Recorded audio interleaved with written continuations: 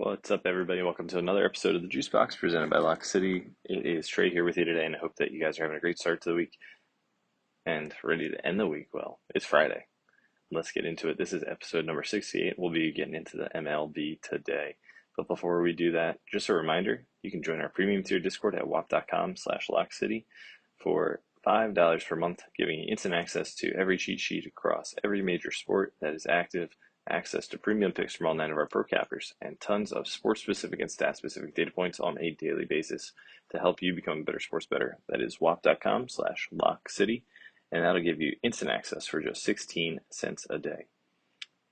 All right, yesterday in the MLB, it was a little bit of a short slate, and we had games starting early in the afternoon. The Orioles lose 5 in a row. They are now 5-14 on the road, 13-23 overall. The Twins getting the 5-2 win in that one, despite a pretty good pitching outing there by Dean Kramer to get things started.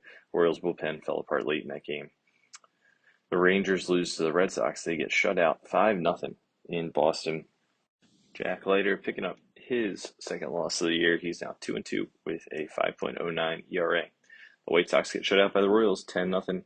Bubic on the mound there gets his fourth win. His ERA is sitting at a nice 1.69, and he is rocking and rolling for those Royals. And the Royals offense is finally starting to really come alive consistently. Game 1 of the doubleheader, the Tigers take a win from the Rockies 10-2, and they pretty much do the same thing in Game 2 with an 11-1 win in that one. The offense was red hot for those Tigers yesterday, and they did not make it very easy for the Rockies to even stand a chance. They put runs up quick and early.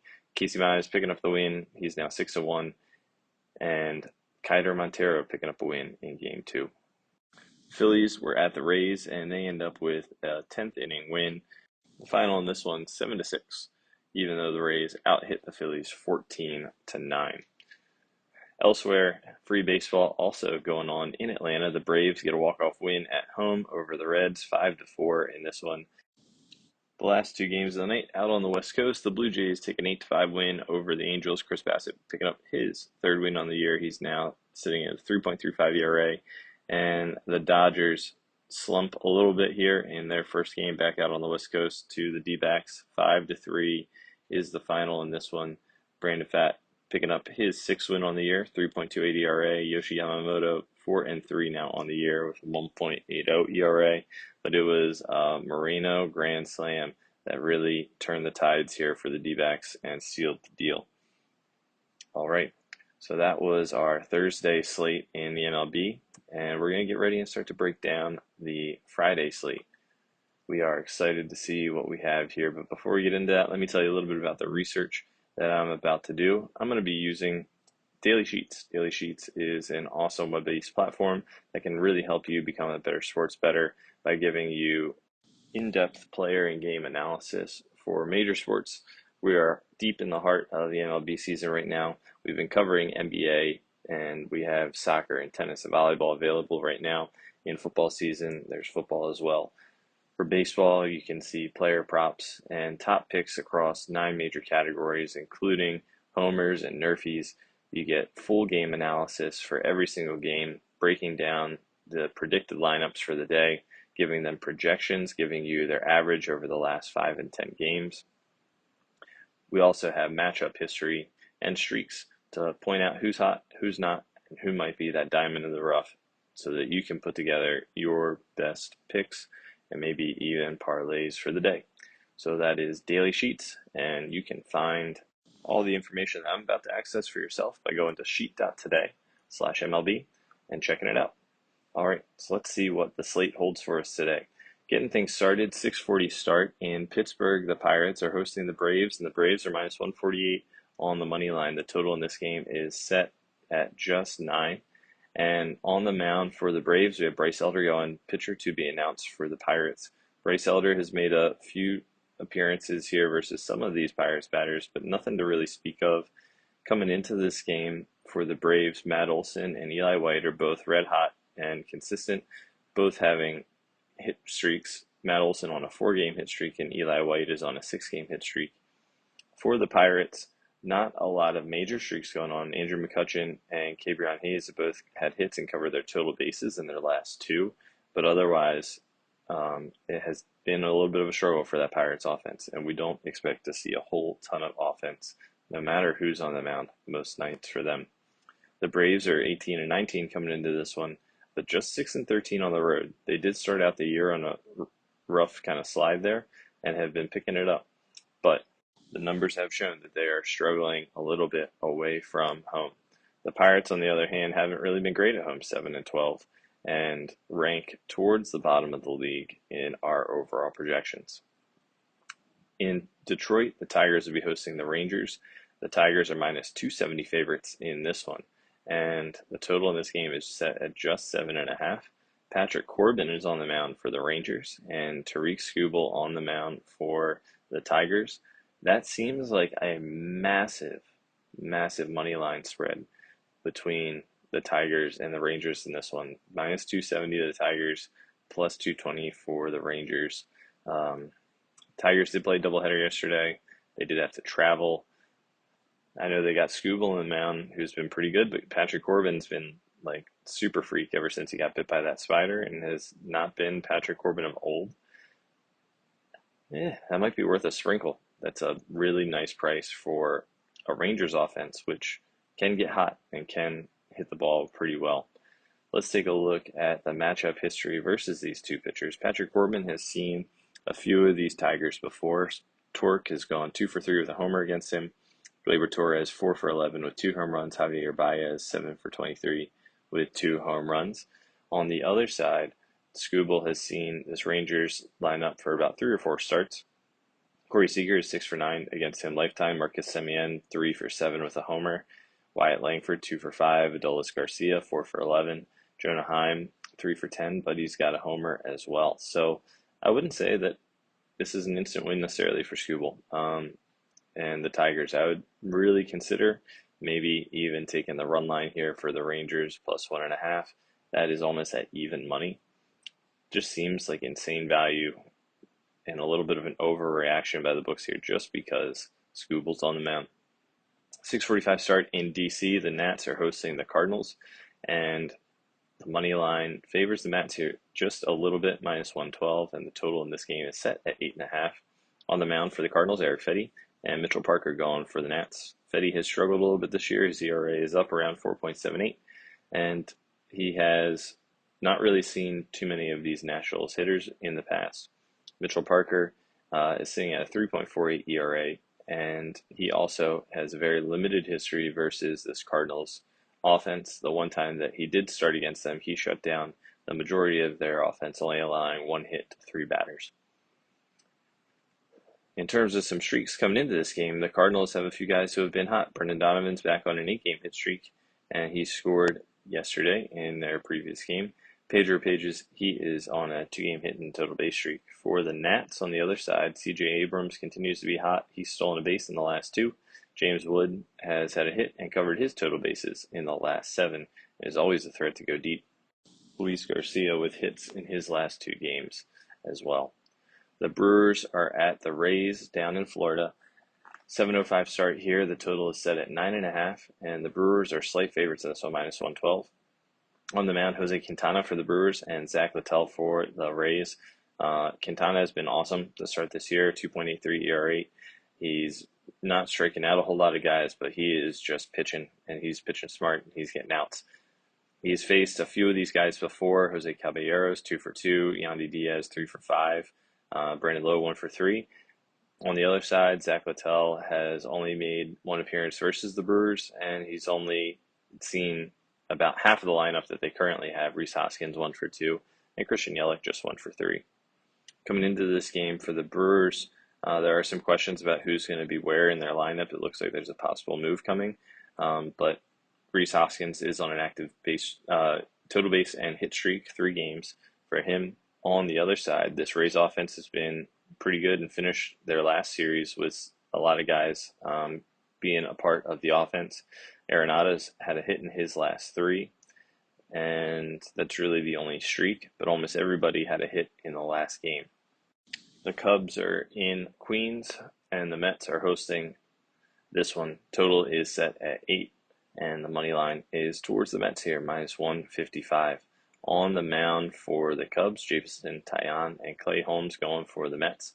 The Cubs offense, man, they've been red hot to start this year, and the Mets, they've been really good. This is going to be probably a great look at two NL teams that are really going to be battling it out as we go towards the end of the season for position in playoff rankings.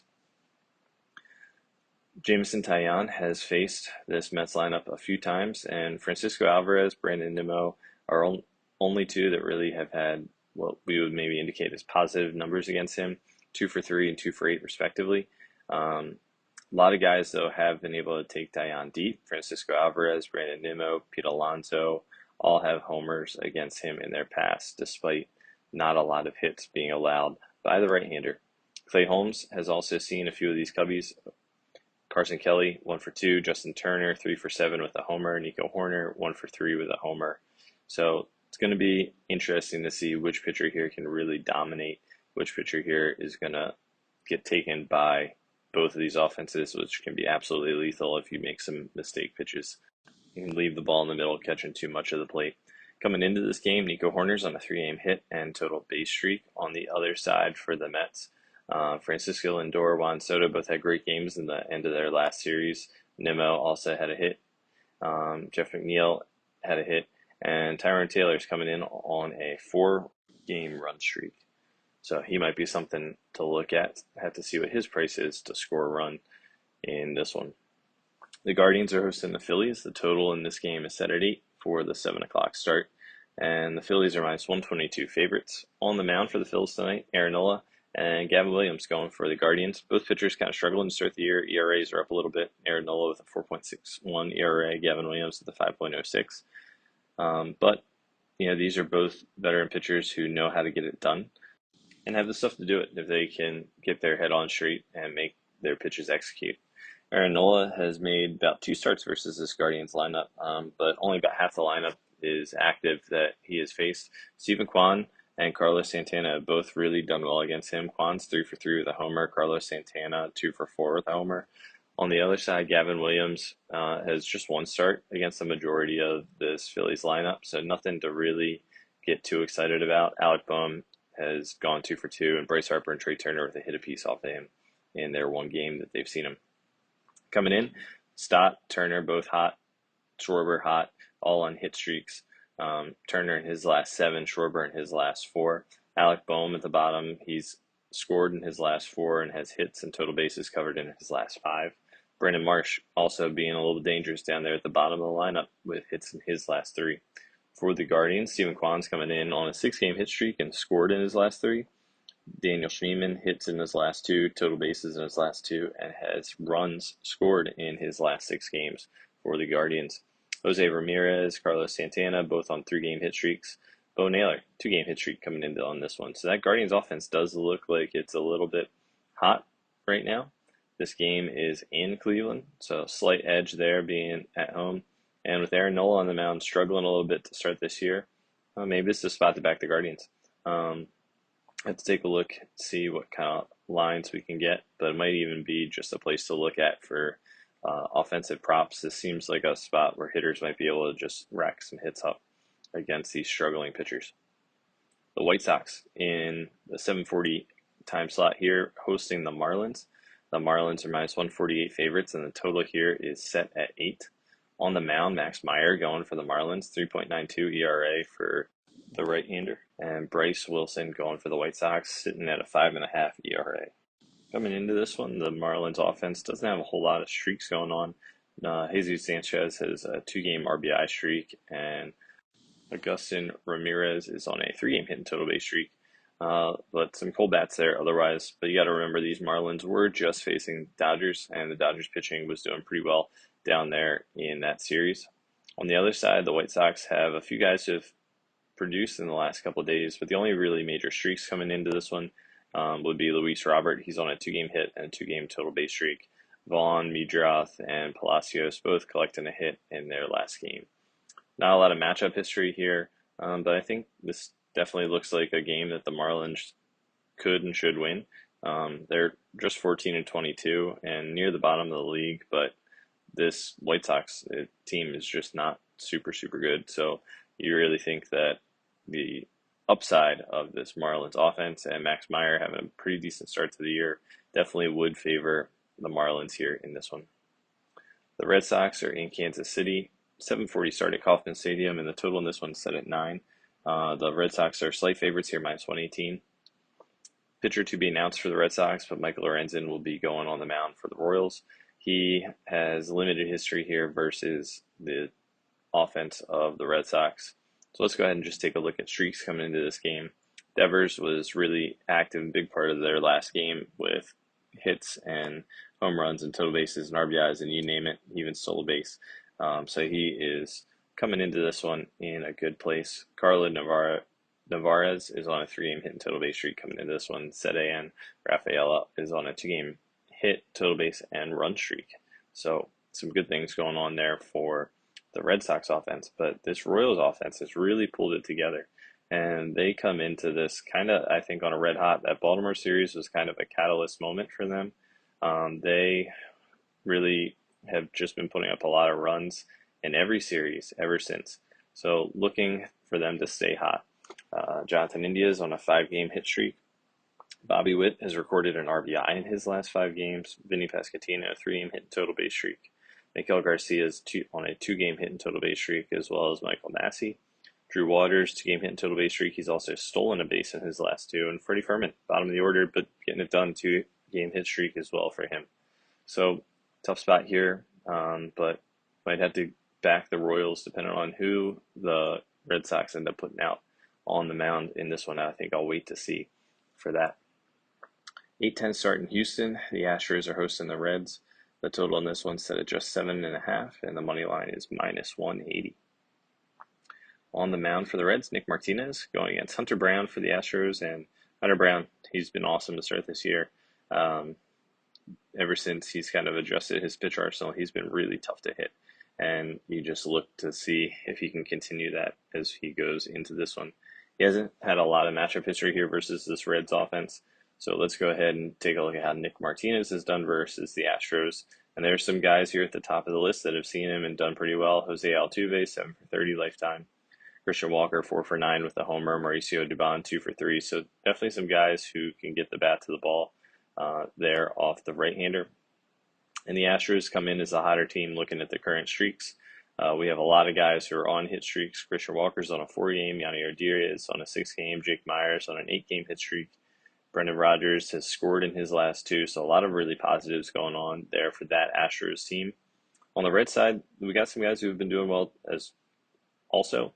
TJ Friedel's on a 3-game hit and total base streak. Matt McLean, 3-game hit and total base streak as well. Gavin Lux, 2-game hit and total base streak. But this Reds offense has really struggled to put up a lot of runs, and I think that the Astros are just going to outpunch them in this one. Might be a spot to look at here even for the run line. -180 on the money line for the Astros, but +124 on the -1.5 run line. I could see them easily covering this, especially with Hunter Brown on the mound. I think the Reds are going to have a tough time putting runs up in this one. The Giants are at the Twins. 8:10 start here in Minnesota, and the Twins are slight favorites, -115. The Giants, they've really been a great team to start this year. We have them ranked kind of in the back end of the top 10, but they have really played well, and I think in some ways above expectation coming into this one. On the mound for the Giants, Jordan Hicks, and for the Twins, Chris Paddock. Both pitchers have kind of had their bumpy moments to start the year, but have the stuff to be effective when they need to be. So it's a matter of who can settle in as this season keeps going. Chris Paddock has seen this Giants offense before, and there's some guys who have really hit him hard. Wilmer Flores, 6 for 12 with 2 home runs. Stramsky, 7 for 15 with 2 home runs. Those are 2 guys that I would keep an eye on today for possibly covering some total bases, hit run RBIs, or maybe even putting a little something on their dinger line. Looking at current streaks, both of those guys coming in hot to this game with hits in their last 3 for Yaz, and Flores hits in his last 6. So might be a spot there to go after. On the other side of this one, Byron Buxton's on a 4-game run streak, and Brooks Lee, Ty France, both on hit streaks. Harrison Bader scored in his last 4 as well. So got to remember, though, who they were playing. Twins did just have Baltimore in there, and pitching has just been a mess. So a lot of guys probably did well, and for good reason because of that matchup. All right. In Colorado, 8:40 start here. The Padres visiting the Rockies. Padres minus 200 favorites in this one. Total in this game is set at 11.5. And you'd think that's because the wind might be blowing out, but it looks like the park factors are just kind of right to left and a little bit weak. But that park does tend to give up runs even on a kind of average weather day. Oh, would you look at that? It's because of that pitching matchup. On the mound for the Padres, Randy Vasquez, doing okay this year, 3.9 ERA, but on the other side for the Rockies, Antonio Senzatella, and he has the capability of giving up enough runs to cover that total himself. He's just had a rough year and been really taken advantage of by some of these opposing offenses. He has seen this Padres offense a few times in his career. Luis Farias, 2 for 3. Manny Machado, 9 for 23 with a homer. Jason Hayward, 2 for 6. Tatis, 4 for 15. And when you look at the streaks and who's hot coming into this one, Manny Machado has been on an absolute tear, hits in his last 2 and runs in his last 6. So that is something that you might want to take a look at there if you're looking for somebody to get a hit or cover some baselines in this one. Jackson Merrill has also been off to a good start coming off of his injury. He's had a hit in his last 3 and covered his total bases in the last 3 with runs scored in all 3 games as well. For the Rockies offense, Mickey Moniak's the only one currently streaking. 4-game hit streak for him, 2-game total bases, and very limited history for that Rockies offense versus Randy Vasquez. A couple games left here on the West Coast. The Orioles travel further out west, and they are in LA playing the Angels. Orioles are favored in this one, minus 142, and the total set at 9.5. Tomoyuki Sagano on the mound for the O's, and Kyle Hendricks going for the Angels. Tomo's really kind of settled in, and he's really just pitched. Like, he's not blowing guys away necessarily, but his strikeouts are ticking up. He's really, I think, learning the MLB style of the game and mixing his pitches in his arsenal, which is quite deep, a little bit better. Orioles offense has had some guys who've been doing okay in the last few games. Ryan Mountcastle's on a 4-game hit streak. O'Hearn on a 2-game. Holiday's been also having a really solid month. Ramon Laureano, 2-game hit streak. He's also scored in his last 2. So looking for those guys to pick it up as well as the stars. You'll notice I didn't hit on all the big names there. So hopefully some of our bigger names can get things going in this one. For the Angels, Zach Nito's on a 13-game hit streak. He's been red hot since he came back to the team off injury. Nolan Chenuel, 2-game hit, 2-game total base streak. Jorge Soler hits in his last 2, and Tim Anderson hits in his last 3. Matchup history kind of limited here, but if there was one spot to maybe stay away from, Dylan Carlson, 4 for 18 versus Kyle Hendricks. Not a lot of success there. And that one seems a little bit more of a storyline that we can buy into with 18 at-bats. The Blue Jays stay out west. They're up in Seattle after their time in LA. The Mariners are minus 135 favorites, and the total in this one just 7.5. Seems a little bit low given both of these offenses and how quickly they can put runs up on the board, but I think it's because Kevin Gausman and Luis Castillo is on the mound in this one. Though Gausman struggled this year a little bit. He's gotten hit around and given up some runs and just hasn't had the stuff that he's had in the past. In terms of his matchup history, Cal Raleigh has owned him a little bit, 5 for 11 with 3 homers. Dylan Moore, 2 for 7 with a homer. A bunch of guys who have taken him deep in the rest of this lineup. Solano, Rosarena, J-Rod, and Tavares, all with homers in their history versus Gausman. Luis Castillo has not seen any of these Blue Jays hitters before, so nothing to really go off of there. But when we look at the current streaks coming into this game, almost everybody did something offensively in the last game for the Blue Jays. Vladimir's on a 10-game hit streak and covered his total bases and scored in his last 3. Santander has also been a big producer in his last 3 with hits and RBIs in those games. Addison Barger is on a 2-game hit and total base streak. Arnie Clement, 3-game hit and total base streak for the Jays. On the other side, the Mariners, J.P. Crawford has covered his hits and total bases in 15 straight games, and that's absolutely nuts. He's been just absolutely wild there in that leadoff spot. J-Rod, 2 hits, 2 total bases. Cal Raleigh hits in his last 2. Dylan Moore, 4-game hit streak, total base streak and RBI streak. He's also stolen a base in his last two. Ben Williamson hits and total bases covered in his last three. Really interesting just looking at both of these and just how hot and productive the entire lineup is. That this game is set at a 7.5 run line with minimal park factors. Just seems a little low, even with good pitching on the mound. The Dodgers are in Arizona again tonight, and this is game 2 of the series. The Dodgers are favored minus 130 on the money line. Total in this one set at 10. Roki Sasaki going for the Dodgers versus Eduardo Rodriguez for the D-backs. Sasaki making his first start here versus the D-backs. No matchup history there. He's settled in a little bit. Doesn't look like he's going to cry every single time he's on the mound. So look for that kid to keep kind of warming up to the MLB and the nature of the game.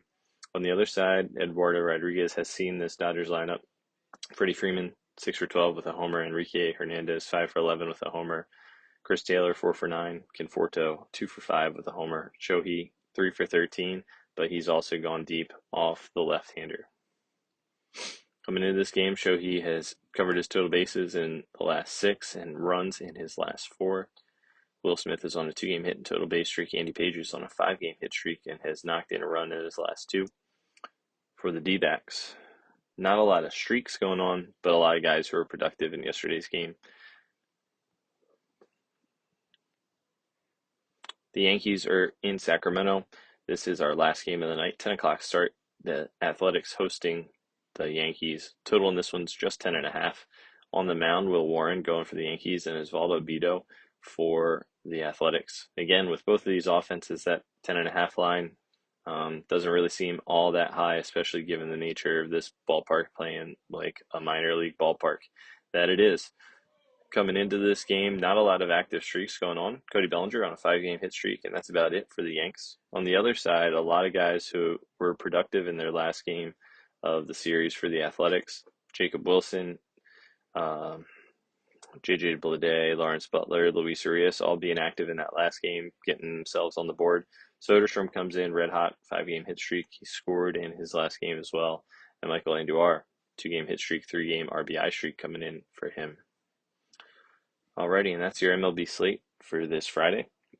And it also brings us to our favorite part of the pod, where we get to give you our best bet of the day, our JuiceBox Lock, if you will.